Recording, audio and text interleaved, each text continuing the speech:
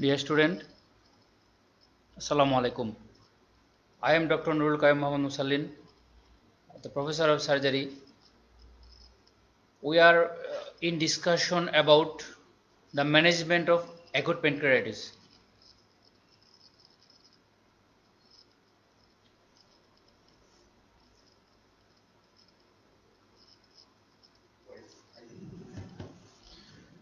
For management, we classified the acute appendicitis into mild and severe acute appendicitis, either mild or severe. There is no other classification between those. So how can we categorize the appendicitis? Either it is mild or it is severe.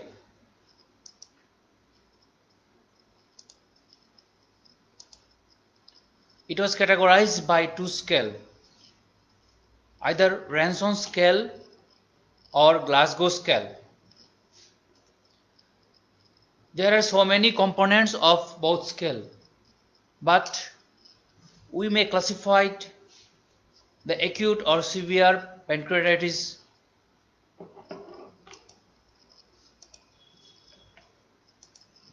by scoring on admission or within the 48 hours. In case of Ranson score, on admission, the criteria may be age more than 55 years, white blood cell count is more than 16,000 per liter, blood glucose level is more than 11 millimole per liter. Here will be 11, not 1.1. 11 millimole per liter, and LDH more than 350 units per liter. AST is more than 250 units per liter. And within 48 hours, the hematocrit fall of 10% or greater, the blood urea nitrogen raise more than 5 milligram per deciliter, or arterial oxygen saturation is less than 8 kilopascal or 60 millimeter of mercury. Serum calcium level is less than 2 millimole per liter, and the base deficit is more than 4 millimole per liter. The fluid sequestration within the abdominal cavity is more than 6 liter. And for Glasgow score, it is only within 48 hours. The components are age is more than 55 years, the white blood cell count is more than 15,000 per liter, the blood glucose level is more than 10 millimole per liter, with the patient has no history of diabetes. LDH is more than 600 units per liter. The serum urea is more than 16 millimole per liter, and it is not response to intravenous fluid. Arterial oxygen saturation is less than 8 kilopascal or less than 60 millimeter of mercury. The serum calcium level is less than 2 millimole per liter, and the serum albumin is less than 32 gram per liter. So what will be the diagnosis? Either the patient has mild pancreatitis or severe acute pancreatitis. The diagnosis is depend on three. What will be the three? The diagnosis is classified as severe if the patient has 3 or more factors. So either Glasgow scale or Ranson scale, if you find the patient has 3 or more factors, either in admission or within 48 hours, the patient should be diagnosed as severe acute pancreatitis. So this is the line of demarcation between severe acute pancreatitis. Now, how can you manage the patient? In case of mild acute pancreatitis, our approach should be conservative. In conservative approach, patient should be treated with intravenous fluid, analgesic, antiemetic, and IV antibiotic if necessary. If the patient has fever or signs of acute inflammation, systemic acute inflammation, then IV antibiotic is necessary. And the regular non-invasive observation is required whether the acute condition is transforming to severe, mild acute condition is transforming to severe condition.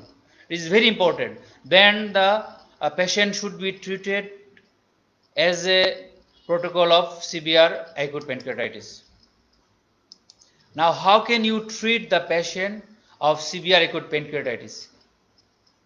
The early management of severe acute pancreatitis. Patient should be admitted to the HDU or ICU. Then patient needs proper analgesia because the severe acute pancreatitis is very painful condition. Patient needs proper analgesia, preferably opioid analgesia, and we are using commonly the pethidine 6 hourly. Then aggressive fluid rehydration. Because severe acute pancreatitis leads to loss of gross amount of fluid from the body within the peritoneal cavity, so aggressive fluid rehydration is necessary for severe acute pancreatitic patient. Oxygen supplementation is necessary for this patient. Then invasive monitoring of vital signs, central venous pressure, urine output and blood gases analysis is required regularly. Frequent monitoring of hematological and biochemical factors. Parameters including liver function test, renal function test, clotting, serum calcium and blood glucose level.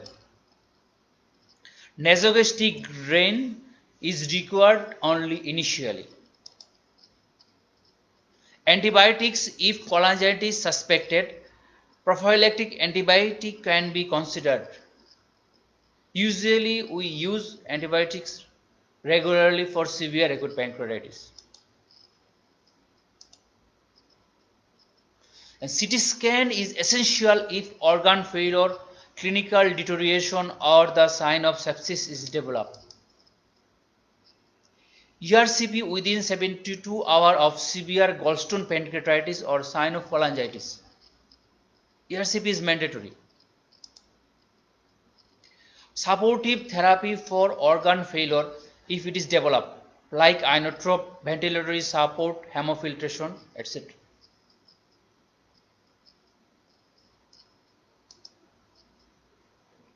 If nutritional support is required, consider enteral feeding, that is nasogastric feeding, should be started if the patient needs nutritional support. With those types of support, the mortality rate is 30 to 50% in advanced countries. So it is very dangerous condition and patient attendant should counsel about the mortality rate and the consequence of severe acute pancreatitis. Now, what are the complications of acute pancreatitis? There are so many complications appears in acute pancreatitis, but in the first week, the complications are very dangerous, and this complication leads to death of the patient. So, first week is very dangerous, and the systemic complications and local complications. The two types of complications occurs in acute pancreatitis. The systemic complications more commonly occurs in first weeks, and these are the very dangerous complications, and this may leads to death of the patient. And local complications usually develops after first weeks, and local complication may treated either conservative or surgical management. Now, what are the complications of acute pancreatitis? There are some systemic complications. The cardiovascular complication. There are so many cardiovascular complications occurs in acute pancreatitis, but the most common are shock and arrhythmia. So shock and arrhythmia may develop during first week of acute pancreatitis. So it is very important to monitor whether the cardiac arrhythmia develops or not, and it should be treated accordingly. And the pulmonary complications. The most common pulmonary complication arises in acute pancreatitis is ARDS. And this ARDS may lead to grave condition of the patient. So it should be treated earlier. The renal failures may also develop in first week. So for prevention of renal failure, the aggressive fluid therapy is required, and if the renal failure develops, then patient needs hemofiltration. Now other complication. Hematological complications may develop. These are DIC, disseminated intravascular coagulation, which leads to bleeding from the different surface of the body.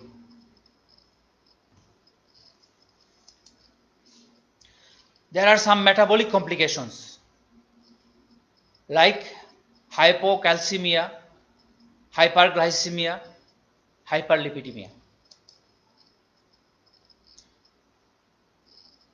Gastrointestinal complication may develop. The most common complications is paralytic ileus.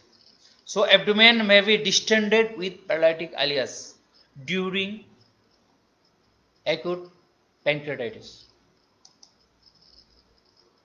There are some neurological disturbance or complications may arise like visual disturbance, confusion, irritability, and also encephalopathy. So these are the dangerous complications which arises during the first week of acute pancreatitis. Now what are the local complications? Local complications usually appears after first week of acute pancreatitis or first week of appearance of symptoms. These are acute fluid collection, sterile pancreatic necrosis, infected pancreatic necrosis, pancreatic abscesses, pseudocyst. This is the most common and surgically treatable condition, pseudocyst, pancreatic ascites, and pleural effusion. Though pleural effusion involves the respiratory system, but it is a local complications. Portal or splenic vein thrombosis may also occur. So these are the local complications which can be treated either conservative or surgical approach. Of those local complications, the most common or surgically treatable complications is pancreatic pseudocyst. Now I would like to discuss some things about the pancreatic pseudocyst. What is pancreatic pseudocyst? A pseudocyst is a collection of amylase-rich fluid enclosed in a well-defined wall of fibrous or granulation tissue. So the pseudocyst has no epithelium or endothelium. It is covered by fibrinous or granulation tissue. That's why it is called pseudocyst. And the special criteria of pancreatic pseudocyst is the collection is amylase rich fluid. Pseudocyst is typically arises following an attack of mild acute pancreatitis. It may also arises from chronic pancreatitis.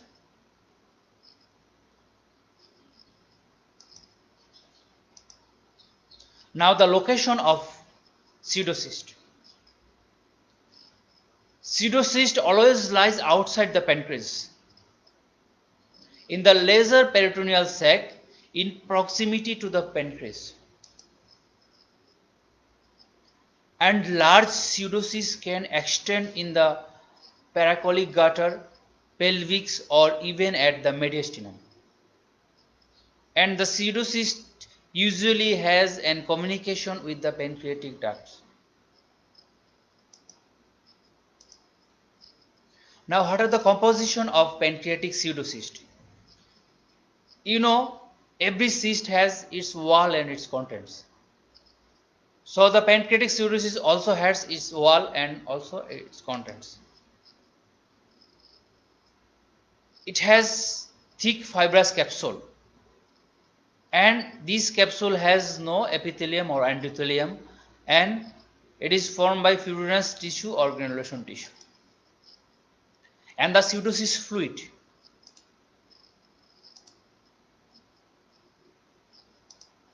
The pseudocyst fluid has similar electrolyte composition or concentration like plasma, but it has high concentration of amylase, lipase, and enterokinase like trypsin. So the pseudocyst is enzyme-rich fluid. Most commonly it has amylase, lipase, and sometimes the trypsin. Now the pathophysiology.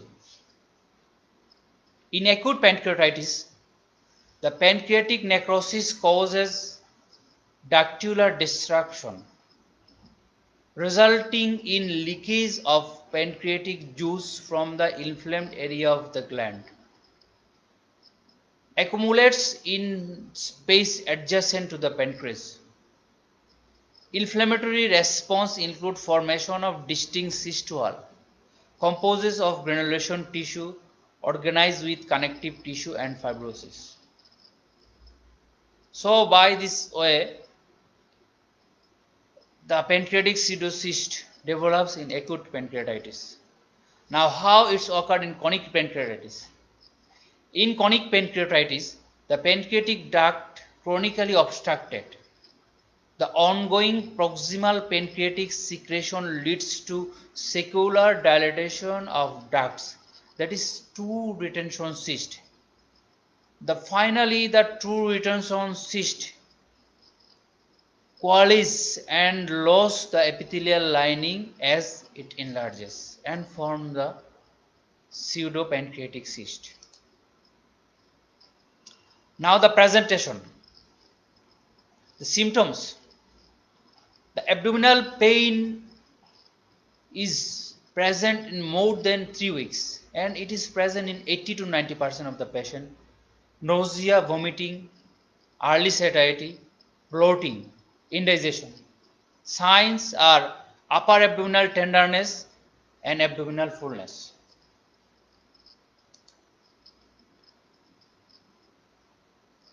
Diagnosis.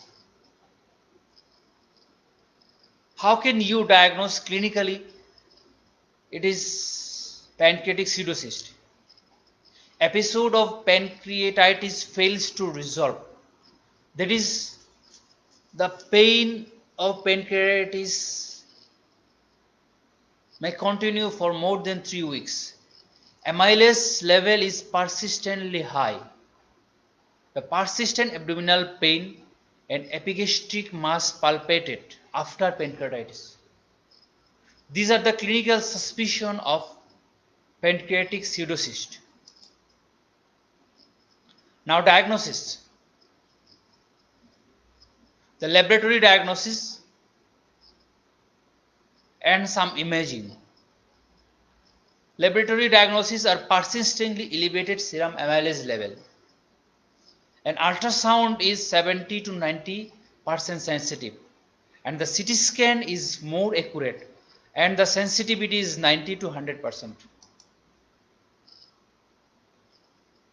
And what are the ultrasonography findings of pancreatic cirrhosis? In pancreatic cirrhosis, on ultrasonography, sonologist may find a large cyst near to the pancreas, and there are a small communications between the pancreatic duct and the cyst. Sometimes endoscopic ultrasound may diagnose pancreatic cirrhosis clearly. It is more sensitive than abdominal ultrasound. And the CT scan. The CT scan is the investigation of choice for diagnosis of pancreatic cirrhosis. So it clearly delineates a large cyst present in the lesser sac, which is present in contact with the swollen pancreas. And it may compresses the surrounding structure like stomach, spleen, and also kidneys.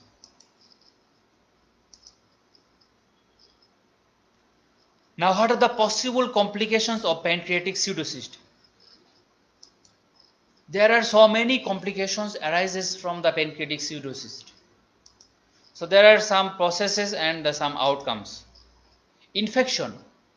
If pancreatic cirrhosis is infected, it leads to abscess formation or systemic sepsis. Pancreatic pseudocyst may rupture. If pancreatic cirrhosis is rupture within the gut, it may lead to gastrointestinal bleeding or intestinal fistula. It may rupture into the peritoneum, which leads to peritonitis. And pancreatic cirrhosis is hugely enlarged, which may lead to some complications like pressure effects and pains. What about the pressure effects? Each may pressurize over the bowel and leads to intestinal obstruction. It also may pressure over the biliary tree and leads to obstructive jaundice. Pain also may occur due to pressure effect. Erosion into a vessel. If the duct is eroded within a vessel, this leads to hemorrhage within the cyst or even hemoperitoneum. So these are the common complications of pancreatic pseudocyst. Now, what will be the treatment? The initial treatment is conservative approach. Patient should be treated with analgesic, antibiotics, antiemetic, and other supportive treatment. And he should follow up regularly.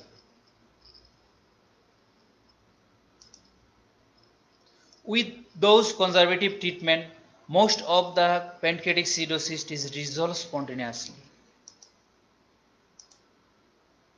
But surgical intervention is required in some cases.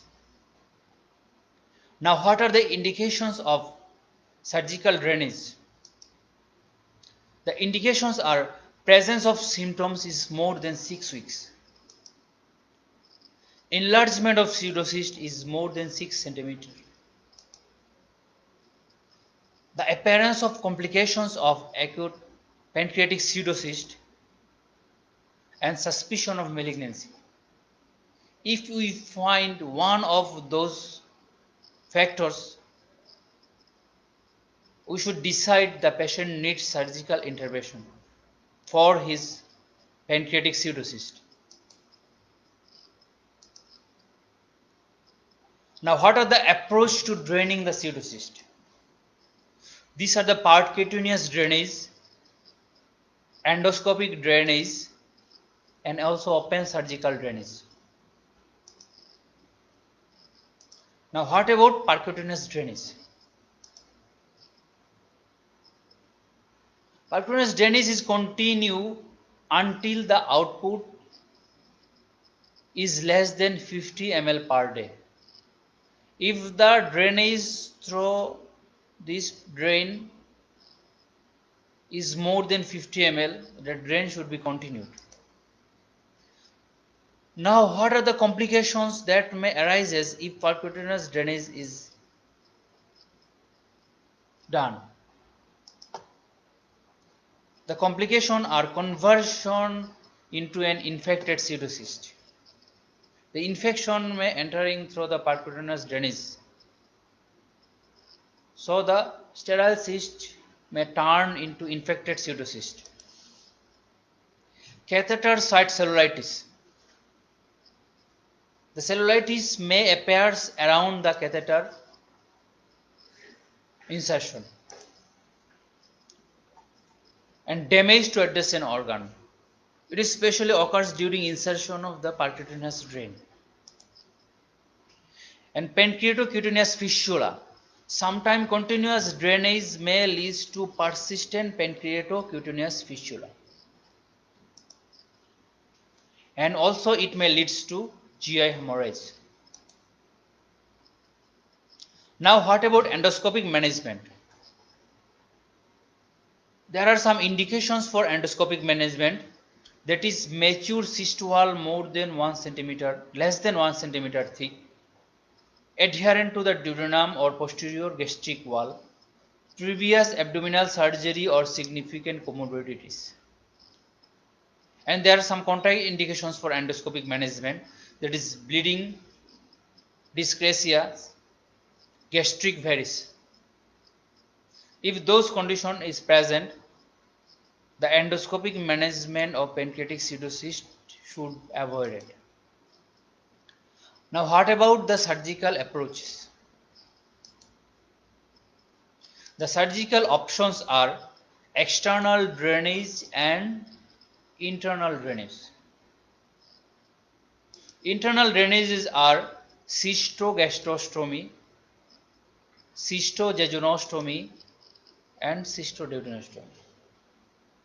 It is depends on whether the most dependent part of the pseudocyst is present in contact with those organs. Either it is in contact with stomach or jejunum or duodenum.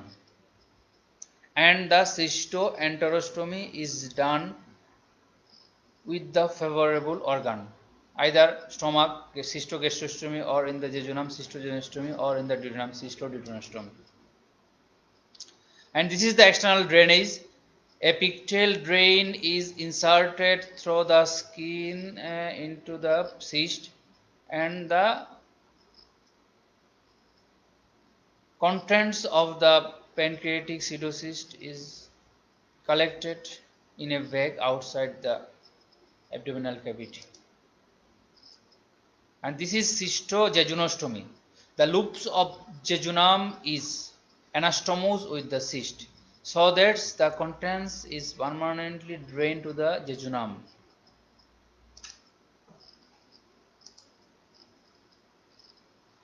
Dear student, now I want to start about chronic pancreatitis. Chronic pancreatitis is also another complicated condition, and it's hampered the normal lifestyle of the patient. Now, what is chronic pancreatitis? The chronic pancreatitis is a progressive inflammatory disease of the pancreas in which there is irreversible destruction of pancreatic tissue.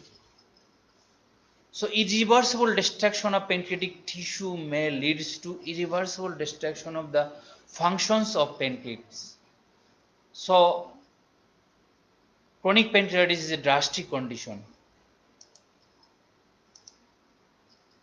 Clinically, the disease is characterized by recurrent episodes of severe and uncontrollable upper abdominal pain and by loss of exocrine function like diarrhea and steatorrhea or loss of endocrine function like diabetes mellitus. So the every conditions, clinical conditions is very pathetic for the patients of chronic pancreatitis. Either severe uncontrollable pain or either chronic diarrhea or steatorrhea or diabetes mellitus. Now, what are the common etiologies of chronic pancreatitis? The most common causative factors is alcohol. Cigarette smoking also has an important role in development of chronic pancreatitis. The other is gallstone. Then some causes are idiopathic.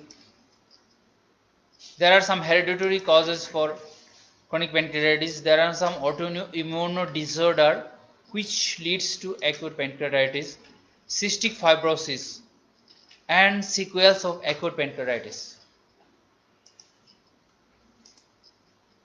Now, what are the clinical features of acute pancreatitis? The pain. The pain is the most common features of acute pancreatitis. So, the abdominal pain appears first in acute pancreatitis. The exocrine insufficiency. The exocrine insufficiency occurs in 80 to 90% of the patient of chronic pancreatitis, like steatorrhea or diarrhea. Fat-soluble vitamins deficiency such as bleeding, osteopenia and osteoporosis also develops in a patient of chronic pancreatitis. Endocrine insufficiency appears as diabetes mellitus. Sometimes jaundice or cholangitis also present in chronic pancreatitis. Now what about the abdominal pain? Abdominal pain is the most common and most debilitating condition. Initially, pain manifests after consumption of food. Later on, it becomes continuous and affects the quality of the life of the patient.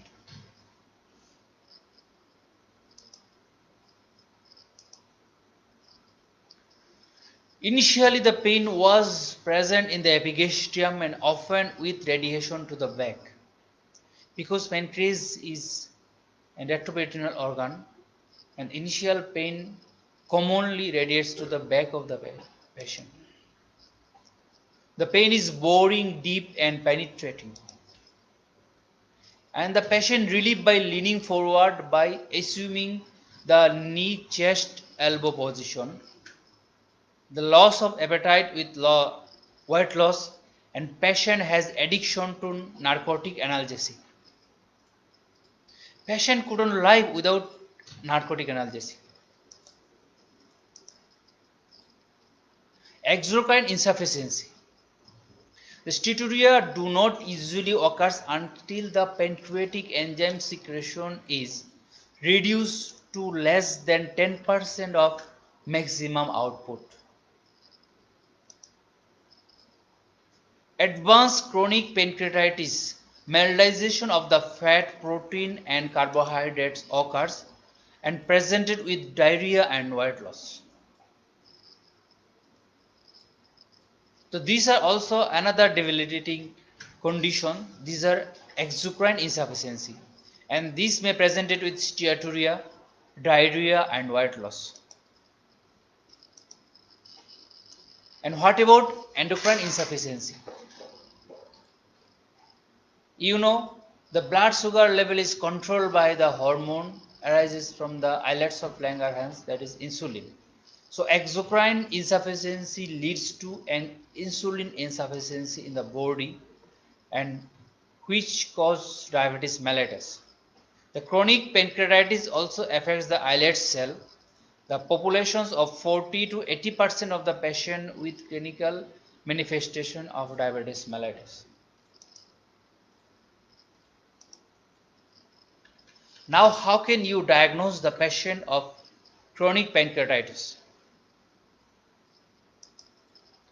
Chronic pancreatitis may be diagnosed by different function tests and by different imaging.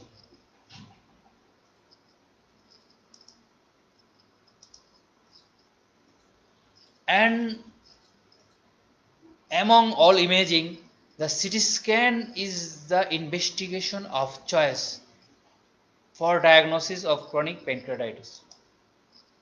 Here a stone in the arrow is obstructing the main pancreatic duct and in the body of the gland.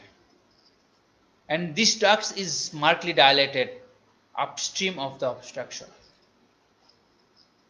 So dear student, we will discussing about the other factors for diagnosis of chronic pancreatitis, the treatment policies of chronic pancreatitis in the next classes.